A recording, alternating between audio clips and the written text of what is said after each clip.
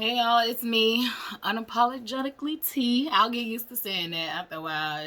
It's taking me some time, and I ain't rushing myself to be comfortable with this experience. I'm just doing it.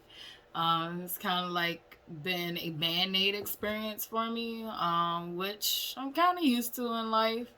And then in some parts of life, like I definitely did not rip the band-aid off.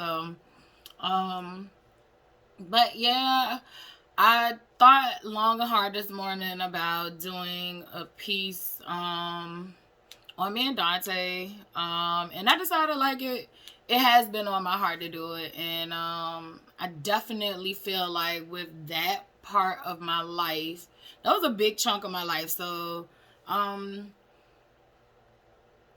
I would say when he passed away, I was 33. I had been with him for 11 years, so I had been with him for a third of my life. So that meant I went through childhood, and then I had my teenage years, and then I met him in my young adult years. So he literally was a big chunk of my life and my life experiences. So I feel like to tell my story, it can't be told, without him in it. However, I still feel like just to be true to myself and my own feelings, and um, I'm not going to tell every little single thing that happened, but I am going to give you details that some people don't know. Like most people don't know. And I'm going to be, doing this for the purpose of some of you might be coming here just for simple gossip. That's okay. Maybe subconsciously you'll get something through your head. But for those of you who actually come here trying to learn something or gain something, or even just get some true insight on our relationship together, or true insight on me, period, and you're trying to apply that to your daily life, or helping, giving advice to somebody else, like that's truly what this is for. This is not to be messy. This is not to make, like I said in the beginning, I'm not here to like do a smear campaign because I don't believe in it. I feel like we're all living a human experience. We're all are fucking flawed. So, when you come here, just know that this is me trying to create a safe space in this world to allow others to know that like you're not the only one going through things. And there may be people who went through worse things than I have, and vice versa. There may be someone who hasn't experienced, most of what I experienced, and they still can get something from this. But yeah, this is the whole point, is to share my story, share my experiences, and also share whatever God puts on my heart to share with you all. But I'll jump right into it because we're 3 minutes in about Dante. So I'm happy that I had the time and space to, get myself together to talk about this, because this is a major part of my life, and I love Dante deeply. And anybody that know us know we both loved each other deeply. So contrary to what people might think when I tell these stories, that he loved me deeply. The only thing that you're gonna have to realize is that both of us grew up watching dysfunctional love. So because we did not have a good example of what love should look like, or how that should function, both of us would love each other, sometimes the right way and most of the time the wrong way. So and even with me, I didn't most of the time I did not love him from malice, like, but I still loved him wrong. I was an enabler, so a lot of those things will come out. Like, I can't play complete victim in this. That's one of the awesome things that I take away from our relationship together. I definitely learned, about my flaws, and that my ish stinks too. So it allowed me to, not be a victim anymore, and to gather my warrior spirit, and basically fight for my life, and come out alive. Um, so I feel like I'll just start from the beginning. this may end up being multiple parts because I feel like it's such a deep connection that I mean, even with death, like, I don't feel like we're parted. I feel like on a spiritual level, like, there will always be this connection. However, I hope for any, next lifetimes that, like, it just be a friendship connection, because I've been through a lot in that, and I hope that, if there is other lifetimes, that we meet each other, like, that we have a newfound respect for each other, and we do not go down the same path that we went through this lifetime. And moving forward, for me in this lifetime, I can never and will never, pray to God that I never have to love anyone as much as I loved him. It was very unhealthy. I literally loved him more than I loved myself. And when he died, I think I said that, and I cried when I said it, because to hear that come out my mouth meant that I had to accept the fact that I was suffering with low self-esteem. And a lot of instances throughout my stories, you're gonna hear that I suffered severely with low self-esteem. I feel like I wore that on the outside. Like, I was a walking target of low self-esteem. Like, come use her. However, I am fortunate that I met some dope people that did not, take advantage of me just because they saw that they could. For those of you who did take advantage of me, I forgive you. But that's your loss, like, so be careful how you treat people. And the same goes for me. I might have, done something to somebody and they want to cut ties with me, and that's okay. Just hope you don't hold me to the person that I used to be, and that, you let bygones be bygones. So, I'm going to jump right into it. Dante and I met when I was in college. It's funny because when our daughters would ask us how we met, we would just literally say we met in college. We would never tell them the true story. I don't know if our oldest daughter know, and I say our daughter, that's just me. I always wanted to include her as, my child. And I feel like anybody dating people with kids, that aren't yours, like, if you're not accepting of their kids or whatever, like, go on about your business. Because I just felt like, I love him, so I'm going to love his child. Like, and I love kids anyway, so I'm going to be inclusive. So I say that to say that, if her mom watches this, because me and her mom are not on good terms, and it definitely played a part in my relationship, with my stepchild. But I felt like a lot of times her mom thought that I wanted to take her child.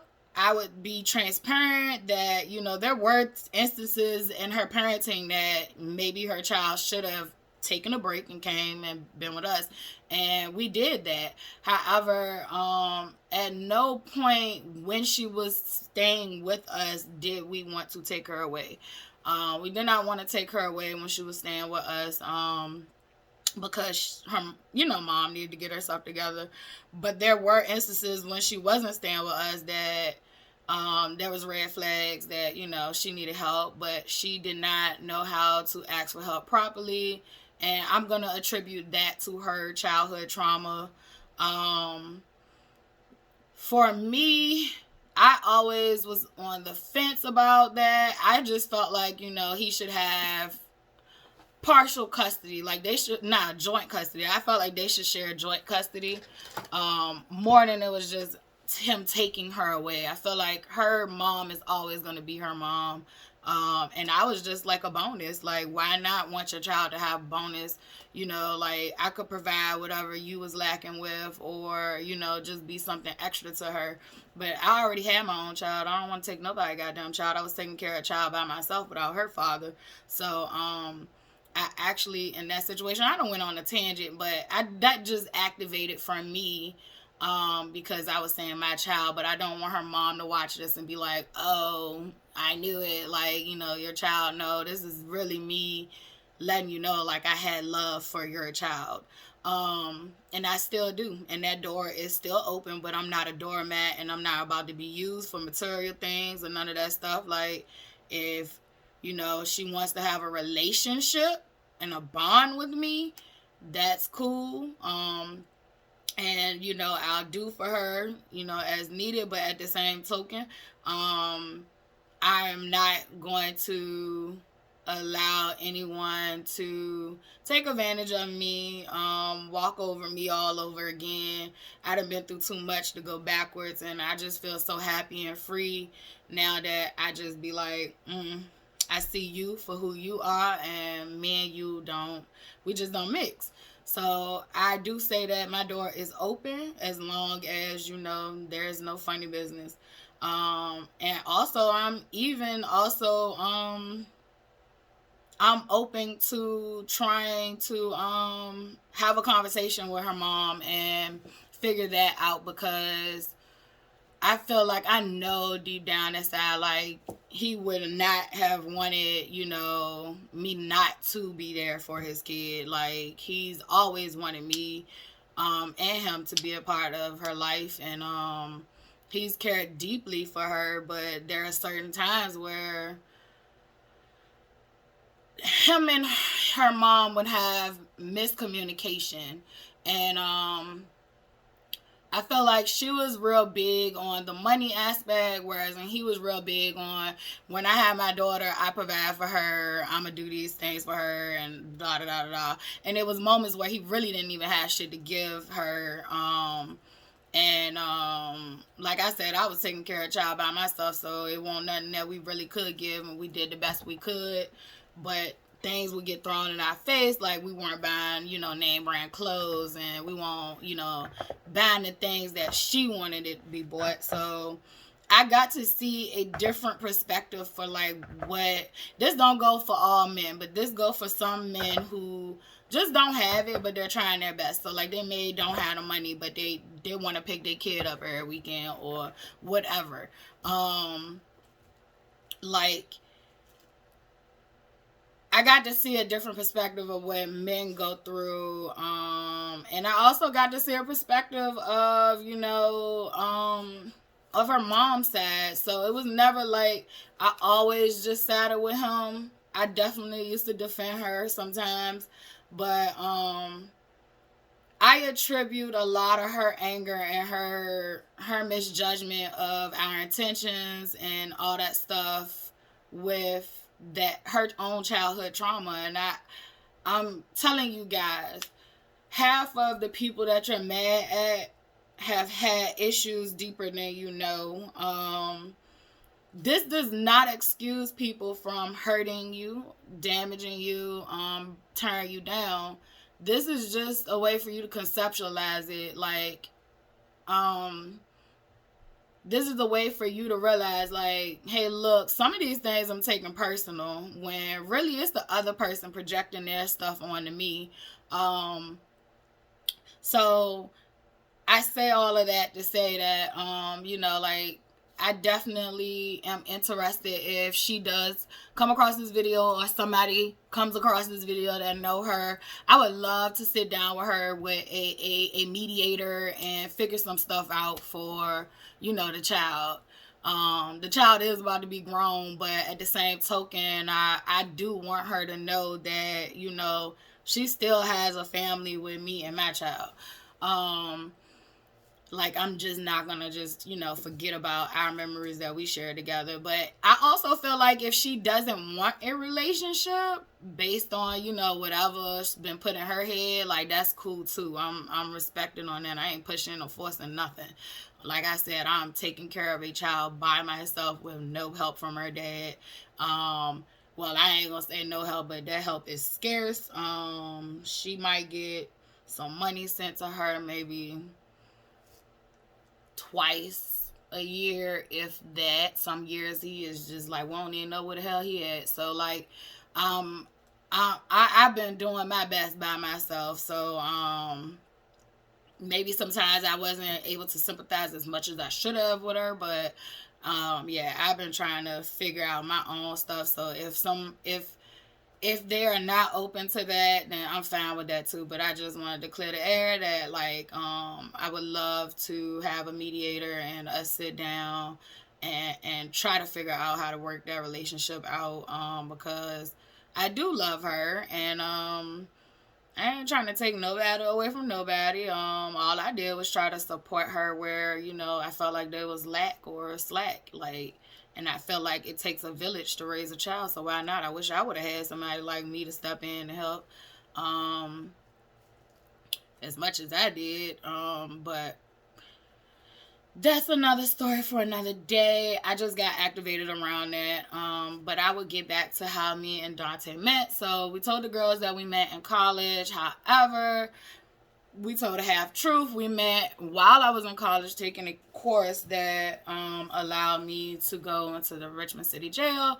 I picked that capstone class. Number one, the professor I had, I loved him to death. I don't even know if I could say his name, but if I do have a book, I'll ask all these people, permission to use their real name or to use fake names. It really doesn't matter. But for right now, since I did not get permission from most people, I would not be saying names, but I had a dope professor. He was one of the reasons I actually continued with my religious studies degree. There was another professor that actually got me started with it. I'll never forget her either. I loved her. I loved her teaching style, and she just was so down to earth and real. And both of these teachers are white people, so like I'm so fortunate that I got to meet like really dope white people in my lifetime, because I definitely grew up with like be cautious of white people, and for good god dang on reason.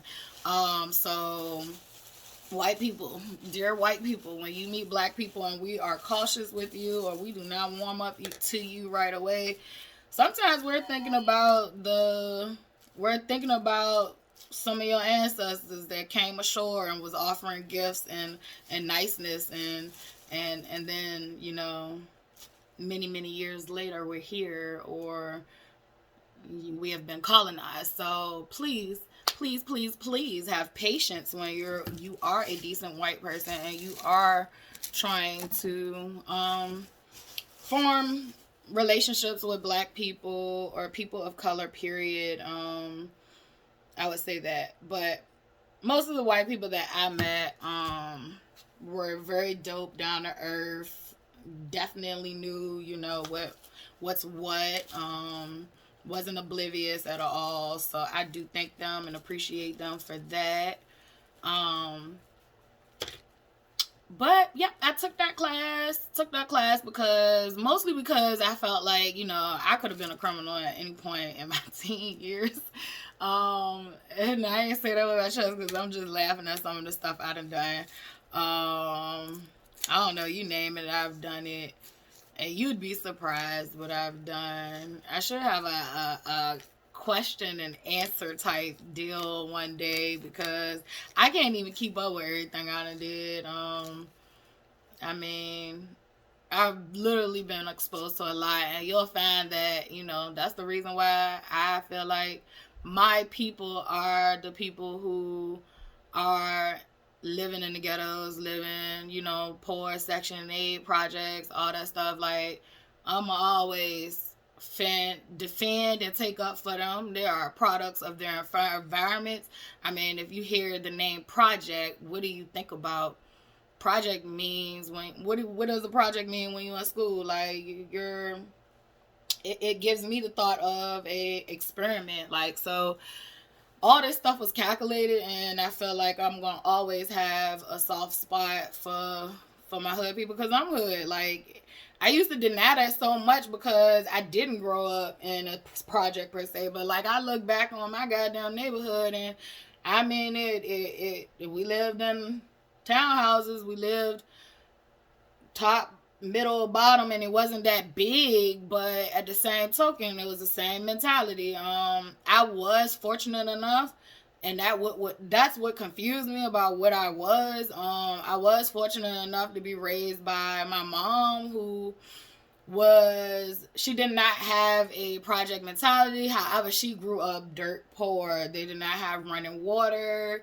I don't even think they had did they have electricity? I can't remember, but I definitely know they did not have running water. They had an outhouse. She had to go, like, the siblings had to take turn going and get water from, like, I guess a creek or whatever they had near their house. My grandmother had 14 children with my grandfather. And yeah, that was a lot of kids. And I don't think it was all 14 at once, of course, but still a lot of children at one time to have to raise, take care of, feed, clothes. So my mom grew up with, like, clothes with holes in it, and I grew up hearing these stories. So, like, my mentality definitely was, like, way different from the average person mentality, because my mom was old enough to be my grandmother probably. So what was getting put in my head was different from probably what was getting put in my peers' head. And yeah, my mom had me when she was 40. So, like, yeah, my mom was old enough to literally be my grandma. And I actually have a niece that's a year older than me. Well, 11 months older than me. I'm going to be technical. But she's 11 months older than me. That's how late my mom waited to have a child, that my niece is older than me. So I'm a younger aunt. But yeah, so I grew up definitely with that mentality, that I definitely knew that I had to take advantage of any type of resources that was presented to me, because the life my mom had was harder. In certain avenues it was harder. In certain avenues I feel like my life was harder too. And that's one thing you're gonna learn when you start to compare people's situation. It's all relative. What affects you and hurts you is valid. Like, that's valid. Can't nobody tell you how to feel about a situation. We all handle things differently and perceive things differently. So I'm gonna make that clear. But I do feel like I did have an advantage over some of the other kids that I grew up with, because I did have a deeper connection with, like, my mom grew up during segregation, so I knew her plights and, stories. So, like, a lot of history that I got from home. And however, though, I did grow up around kids who did not have that mentality. And of course, as a child, you're going to want to fit in. You're going to want to learn things. Like, I speak Ebonics with my friend, and Ebonics, I don't even think they call it that no more. It's actually have a scientific name now. It's the African American vernacular. It's actually a language, you guys. Like, some people don't understand what the hell we're talking about. So kudos to us. We need to stop shaming black people for making up their own language, because that comes from, guess what? The slave masters not allowing us to learn how to speak the native tongue past with, listening to them. So we were not properly taught. So that's why you have different dialects of stuff spoken all across down south and Midwest. Like, you just have different dialects and styles of black language, black slang. And I think it's pretty cool and awesome that we do have that. And when I was growing up, it was shunned upon, it was shamed. Like, I even remember my mom correcting me on words, and I'm like, nope, I want to say it like this. And to this day, I do speak the African American vernacular. Like, and like I said, sometimes, like, people really don't even be knowing what we're talking about. They literally have to be a part of our popular culture to pick up on some of our terms. And black people, this, because when you go into your workplace and you have white people that try to be down, they might try to throw out terms or ask you what it is, use you as a token black person. We tired of that, white people. We don't want to be token black people. Go do some research and learn. And I don't mean that to all white people, because there are some white people that, like, they're cool, and they actually, you know, it's a back and forth dialect of learning. But the ones that's just trying to I feel like the culture vultures, like you go learn on your own, and learn what these things are before you try to adapt them into your own life, or before you try to judge them.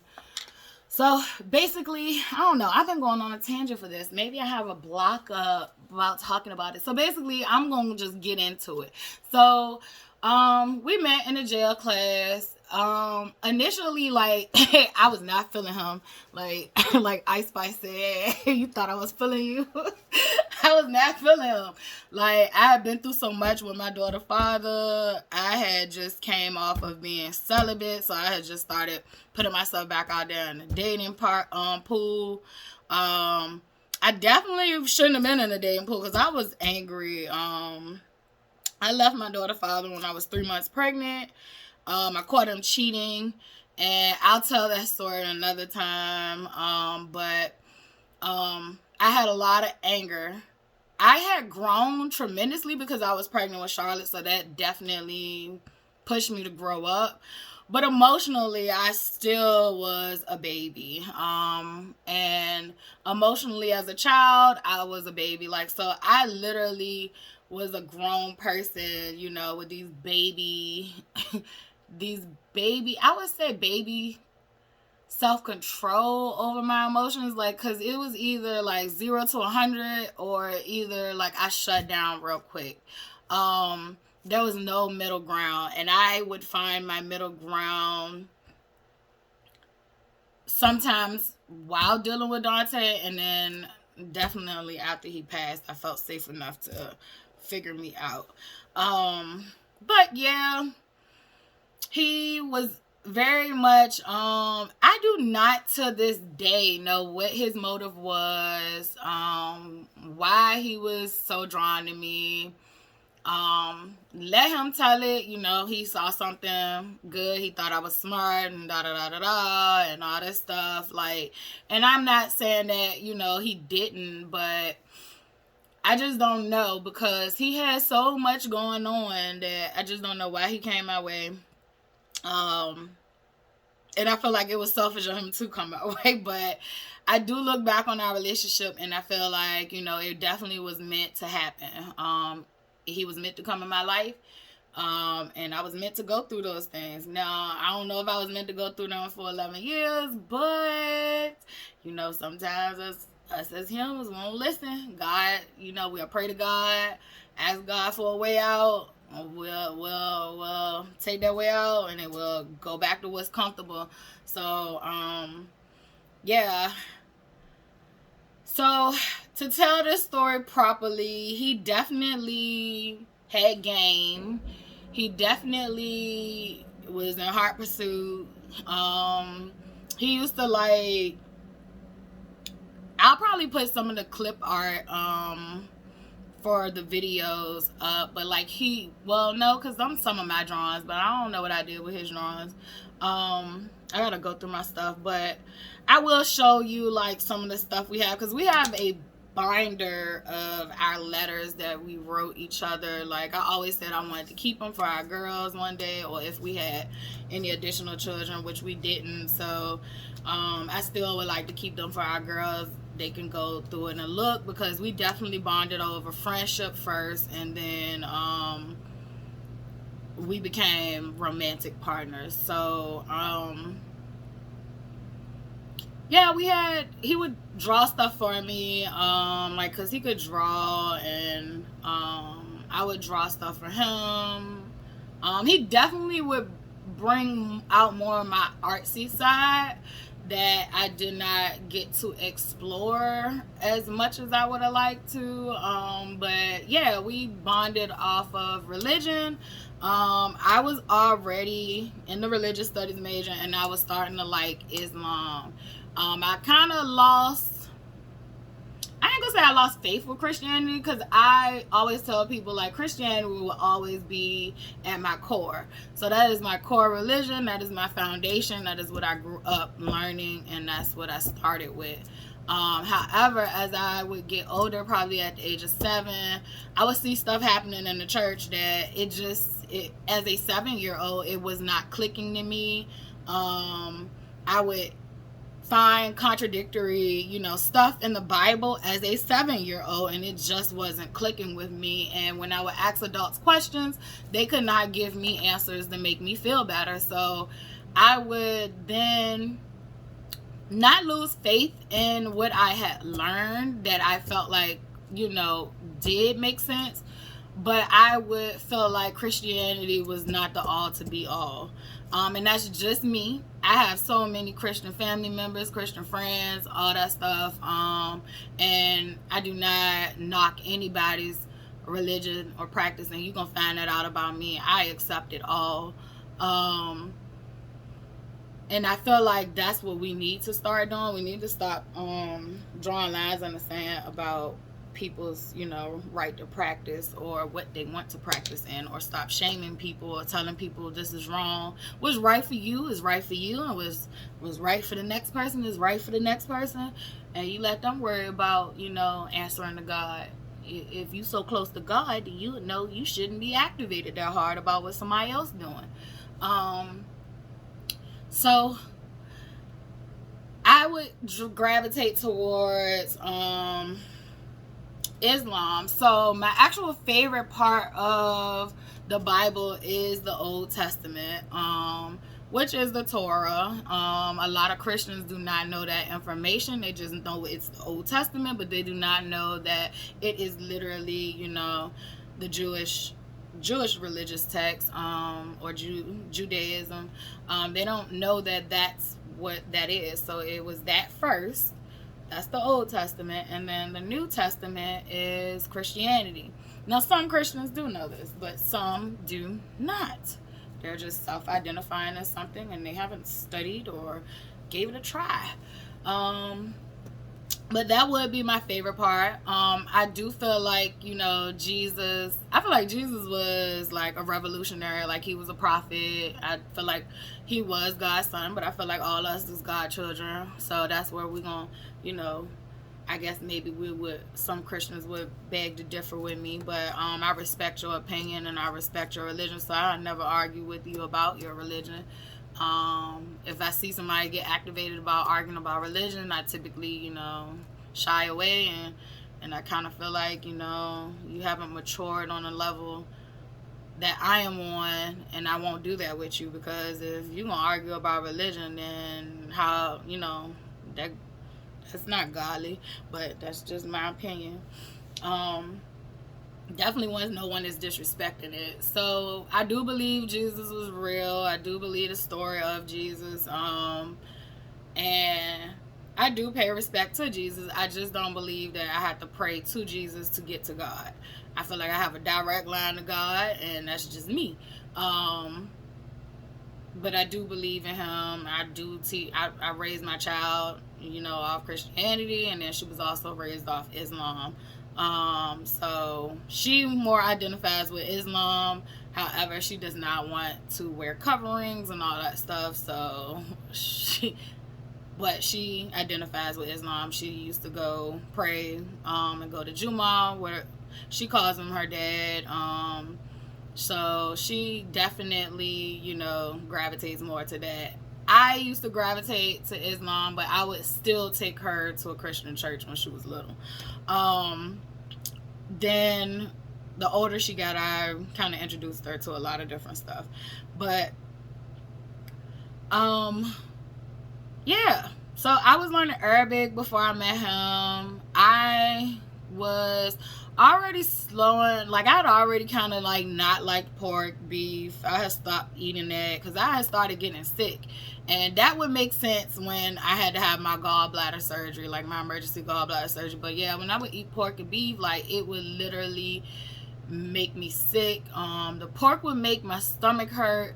The beef would make my stomach hurt, and also cause like issues of like pain and just pain everywhere. And it will also cause like, vomiting, just feeling nauseous or feeling like, something was wrong. But I would later find out like, when you eating beef, is heavy. It doesn't digest well. And then I would also found out that my gallbladder was not being able to digest the fats and stuff like that. So it was literally causing me problems.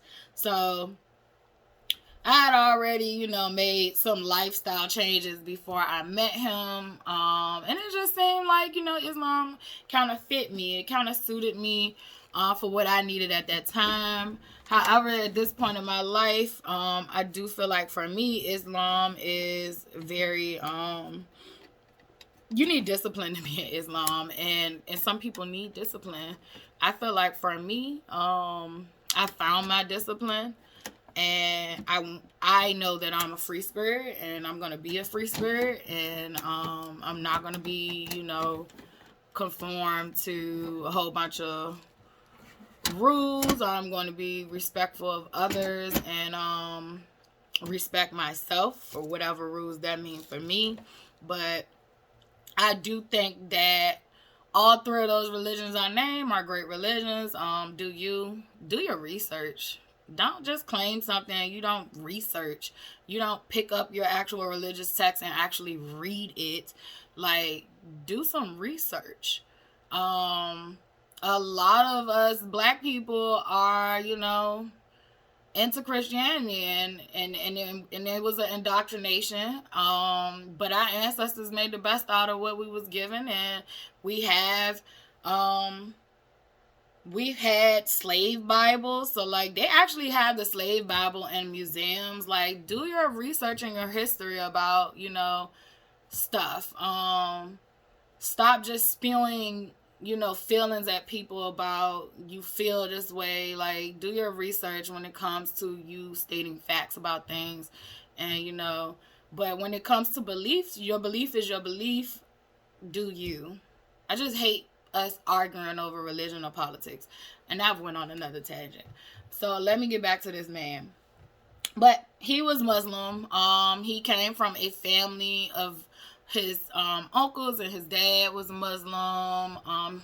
His grandmother who raised him was Christian, but the men in his family was Muslim. And he had converted to Islam. And I think a lot of the reason he converted was due to the men in his family. He definitely admired his oldest uncle, and I feel like also as he got older too, he would, make amends with his uncle that was closer to his age, and that made him happy.